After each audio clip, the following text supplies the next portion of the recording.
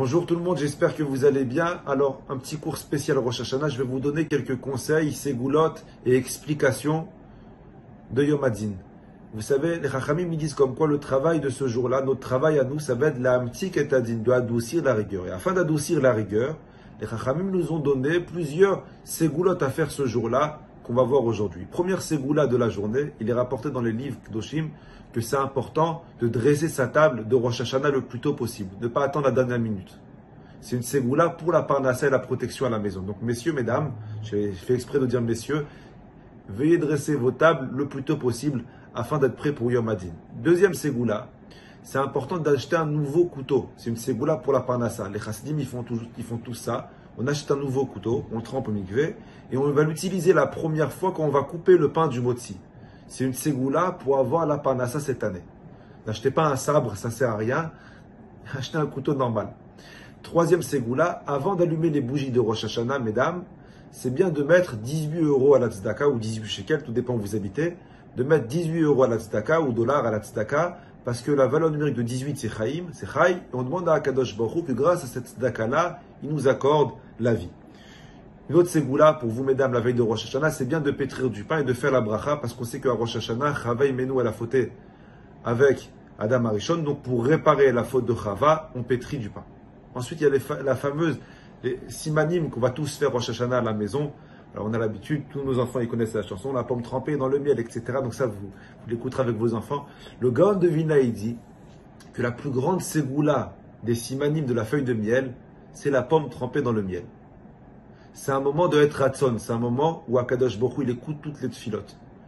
Donc ne mettez pas stam bêtement la pomme dans le miel, priez pendant ce moment-là que Akadosh Baruch Hu, il adoucit notre année et qu'il nous fasse passer une bonne année. Aussi le Rav Ovadia Yosef Zatzal, il nous enseigne que c'est une grande ségoula pour avoir des enfants, pour une personne qui n'arrive pas à avoir d'enfants, de prendre une pomme, de la couper en deux, de donner la moitié au mari, la moitié à la femme, et de prier pour avoir des enfants, parce que la valeur numérique de tapouar, qui veut dire pomme, c'est la même valeur numérique que prouobou, multipliez-vous et ayez des enfants. Donc, c'est une ségoula. Aussi, le Gaon de Vilna dit que c'est bien de prendre une pomme rouge, pas verte, une golden, je ne sais pas comment on l'appelle, et de la tremper dans du miel. Pour demander à Akadosh Baruch Hu que si Chaz V'Shalom, il y a une xéra, un décret de sang qui doit nous arriver, et on l'annule avec le sucre. Donc, ensuite, après la pomme trempée, alors il n'y a pas de céder. Il y en a qui font la pomme, il y en a qui font après les blettes. Il n'y a pas de céder, c'est pas comme à Pessah. Le principal, c'est de manger un maximum et d'adoucir la rigueur. Il y a aussi, après, on va faire les karti, selek et tamar, donc les poireaux, les blettes et les dattes. Le Meiri, il dit que ces trois légumes, qui sont poireaux, blettes et dattes, c'est la même catégorie, c'est des plantes qui poussent vers le haut. Donc on demande à Hachem que nous aussi, il nous fasse pousser cette année vers le haut. Et les trois, ils vont ensemble, les poireaux, les blettes et les tamars, parce que on va dire, yikaretu oivenu, yistalku oivenu, veitamu sonenu. Pourquoi on dit tout ça? Parce que on dit à Kadosh Baruch Hu que s'il y a quelque chose qui est mauvais pour nous, qui nous donne les forces de nous séparer. Et pour nous séparer de quelque chose qui est mauvais, il faut en fait 3 étapes. La première étape, on va demander à Kadosh Baruch Hu, karet, qui nous donne la force physique de nous séparer de ce qui est mauvais. Deuxième étape, après que tu t'es séparé physiquement, on demande à Hachem de nous donner la force émotionnellement, chez Istalkou, de nous séparer de ce qui est mauvais. Et la troisième, qui est Tamar, Tutamou, il nous demande à Kadosh Baruch Hu qu'après que tu nous as donné la force de nous séparer physiquement de ce qui est mauvais, de nous séparer émotionnellement de ce qui est mauvais, fais en sorte qu'on n'ait pas de regret de ce qu'on s'est séparé. Donc ces 3 choses qui sont les blettes, les poireaux et les dattes, c'est la même catégorie. On demande à Kadosh Baruch Hu de nous élever vers le haut et de nous séparer de ce qui est mauvais.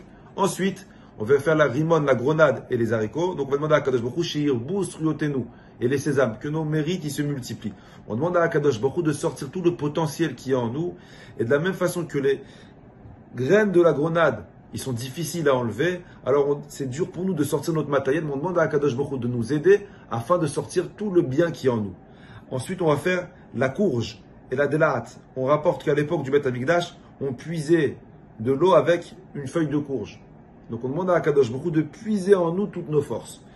Et ensuite, on va faire roche d'ag, la tête du poisson et la tête de l'agneau. On va demander à Akadosh Baruch Hu on va dire qu'on soit toujours les premiers, qu'on soit les meilleurs dans quoi? Les meilleurs dans notre domaine, qu'on soit les meilleurs papas au monde, qu'on soit les meilleurs parents au monde, les meilleures mamans au monde, qu'on soit les meilleurs enfants au monde, qu'on soit tout ce qu'on fait, qu'on soit le meilleur. Donc on demande à Akadosh Baruch Hu, nier les roches, qu'on soit toujours à la tête. Ça veut dire quoi être à la tête? Que dans n'importe quel domaine qu'on a choisi d'être ou de vivre, qu'on soit toujours les plus forts.